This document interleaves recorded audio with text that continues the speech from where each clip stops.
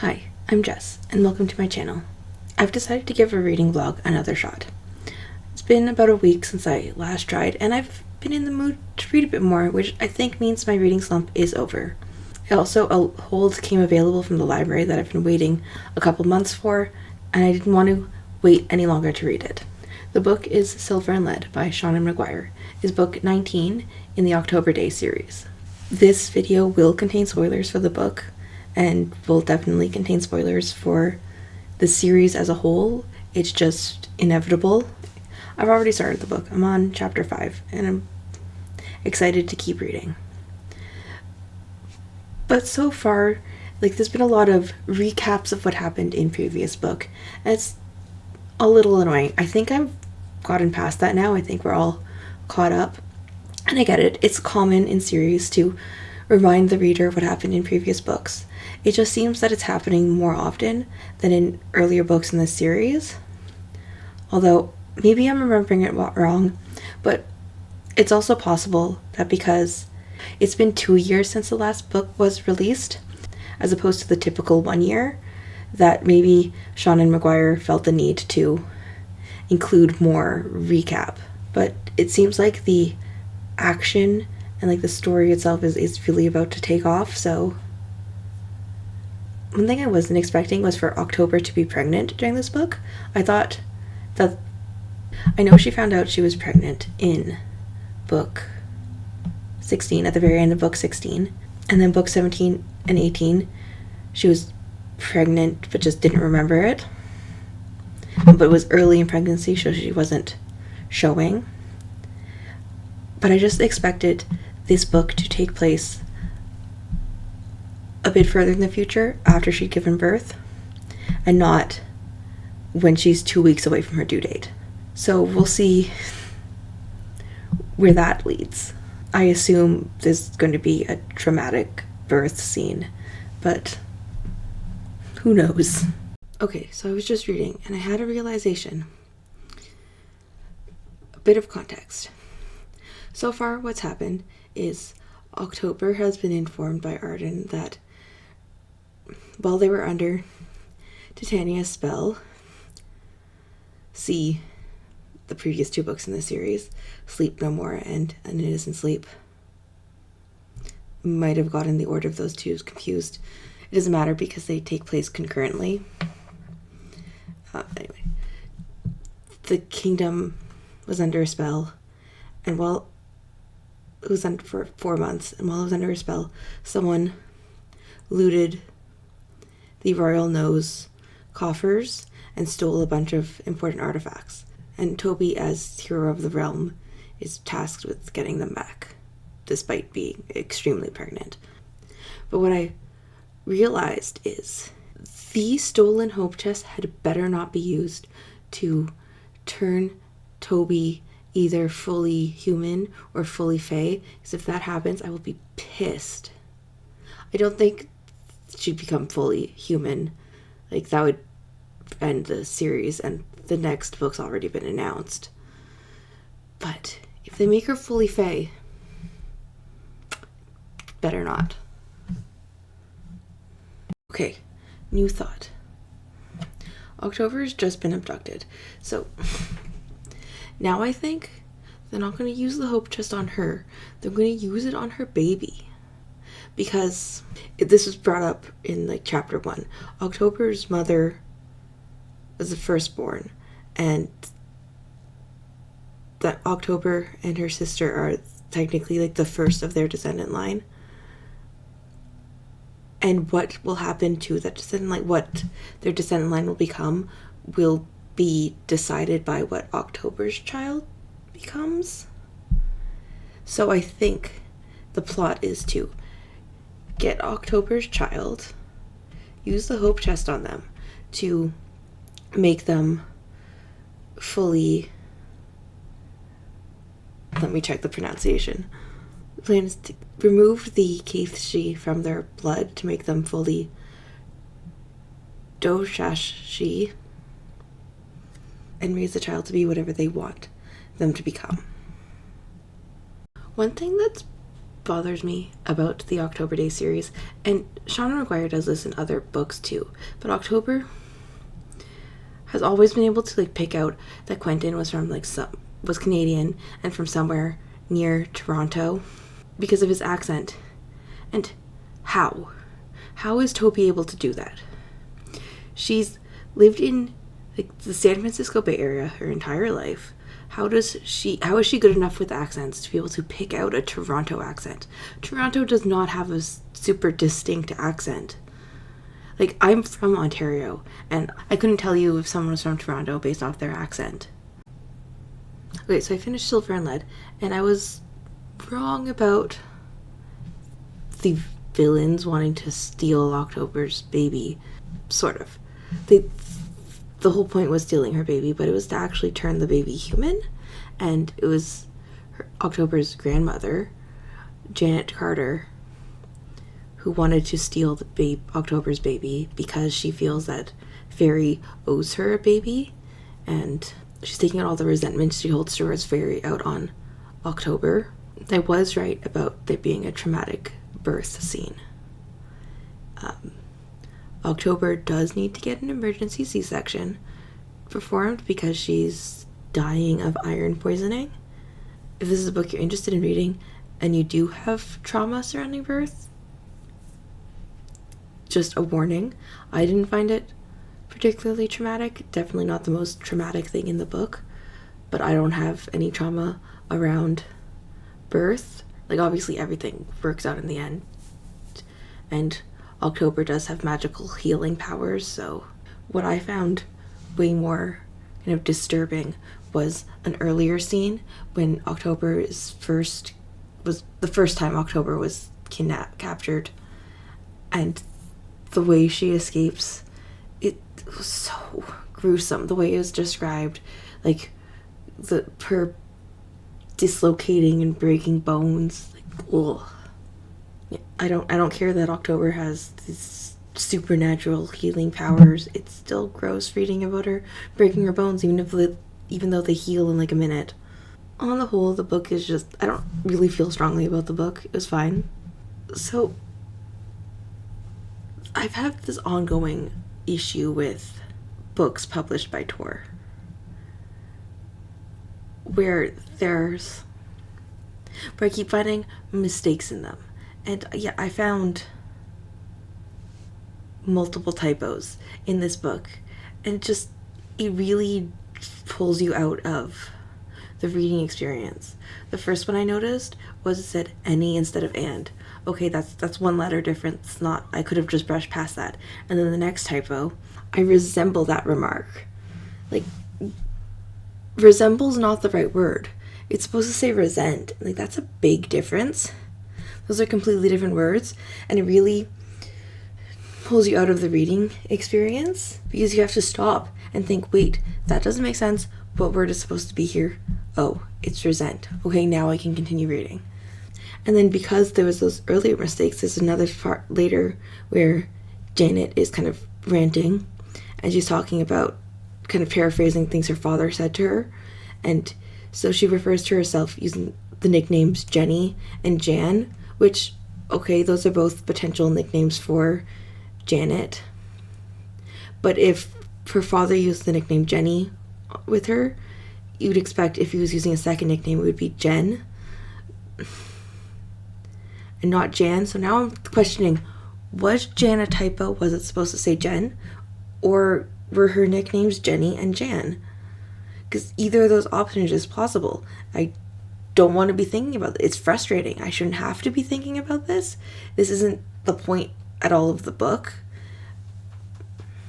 And if there weren't these earlier typos, I would have just moved past this without having to question it. It's just really frustrating to me when like publishers don't put the money into editing their books. And like the October Day series and like Seanan McGuire is a pretty famous author in the urban fantasy subgenre. And if Tor isn't putting the time and money into editing her books properly, what are they doing to less known authors?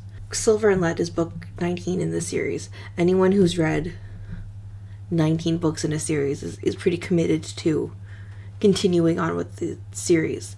So they're not going to be deterred by a few typos.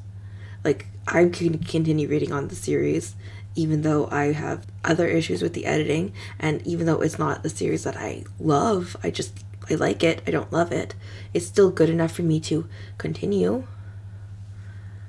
Like, I'm already invested. So having these, like, kind of, I guess, mistakes appearing in such a popular series by a popular author won't really negatively affect her sales. But for a debut author or a less known author, having these mistakes appearing in their works could lead people to giving up on that author altogether, because they don't already have this established sort of like relationship with the author's works. Another thing I found, it took me forever to read this book. I'm not even done yet. I still have the novella at the end to read, but I finished with the main story. I'm at time spent reading 15 hours and 2 minutes, and I'm about a quarter of the way through the novella at the end, so still over 14 hours to read a novel. That's really slow for me. And part of that was because I kept getting distracted. That's not the book's fault. That's because I was reading on my phone, because I checked it out from the library, and I checked it out from one of my library's like partner libraries, which means I can't get it on my e-reader. But I don't enjoy reading on my phone because, one, it's uncomfortable, like holding my phone like this for extended periods of time. It's tiring on my, like, I have to really kind of hold it tightly to not drop it. And I kept accidentally, when I turn the page, I'd accidentally turn 2 pages or go back a page instead, just because of the way I was holding it. So that would slow me down. And like, you have to turn the page a lot. The screen's not very big.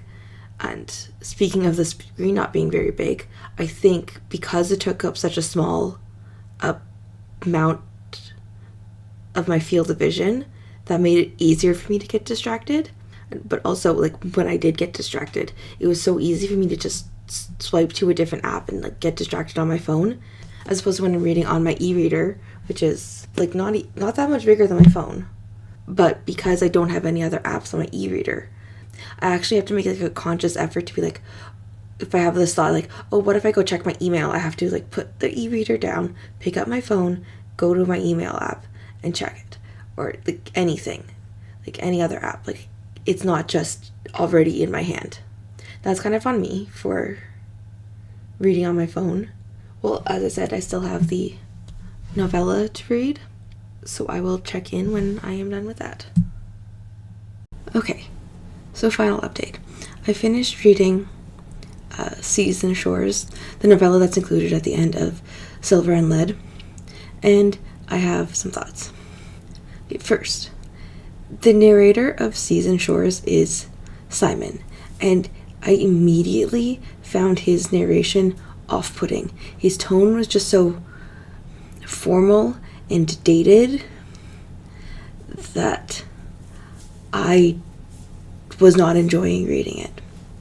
The thing with Seanan McGuire is she's very good at giving her characters distinct voices, but I think that backfires sometimes because, at least for me, some of her characters are just not enjoyable to read when they're the narrator.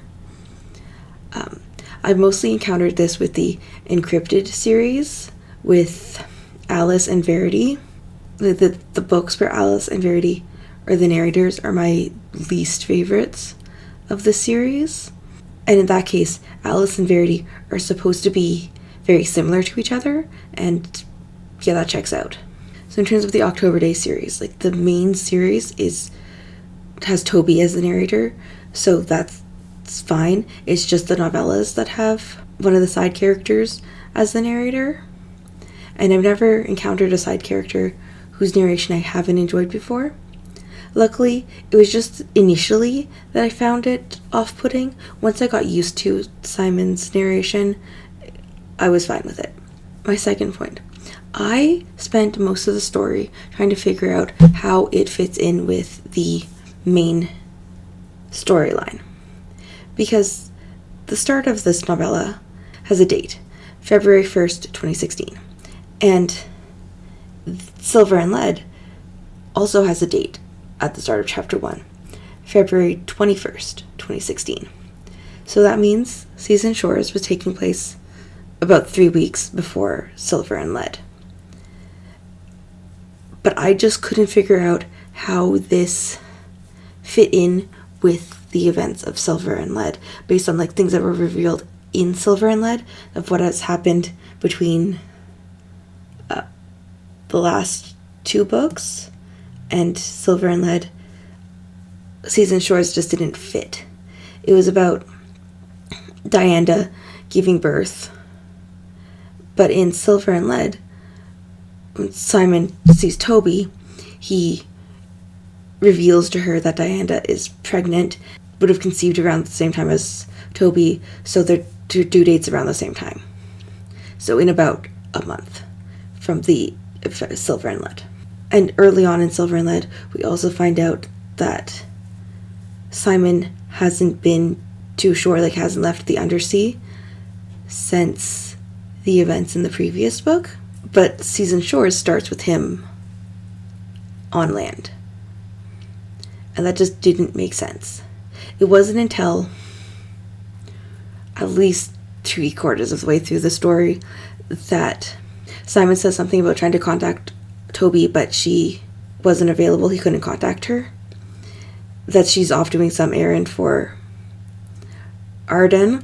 And I realized, oh, this is taking place at the same time as Silver and Lead, because from Silver and Lead we know that Toby hasn't been doing any errands for Arden. Like, she's just been in her home because her loved ones are being super overprotective and won't let her leave. And once I finished the story, I looked back at the dates and it hit me. 21st and 1st, one of those is a typo. Either they're both supposed to be the 21st or they're both supposed to be the 1st. I don't know which is correct. It doesn't really matter. But this is, like I've mentioned earlier, like there are other typos in the text that change the meaning of the text, or like change the context. And in this case, it really did negatively impact my reading experience, because I spent most of the story confused and trying to figure out how this story fit in with the broader main storyline, which really took me out of the reading experience. I couldn't fully just immerse myself in reading the story and enjoying it. And like, it's these types of like seemingly small mistakes that I keep finding within this series that really frustrates me. And I think the most frustrating thing is that I enjoy the series enough that I'm going to keep reading it despite these mistakes. But it just really frustrates me that I really get the impression that Tor does not value its readers because they are not properly investing in editing. And Tor is a major imprint. Like, they're one of the largest, if not the largest, fantasy imprint. They're like directly under the umbrella of Macmillan. They're not some little tiny low budget publisher. They should be putting more money into their releases. But I've ranted about the inattention in publishing before. I'm not going to keep going on about it. There's just one more thing that I wanted to say about, I guess, the October Day series as a whole. I really want to know what is going on with Marcia.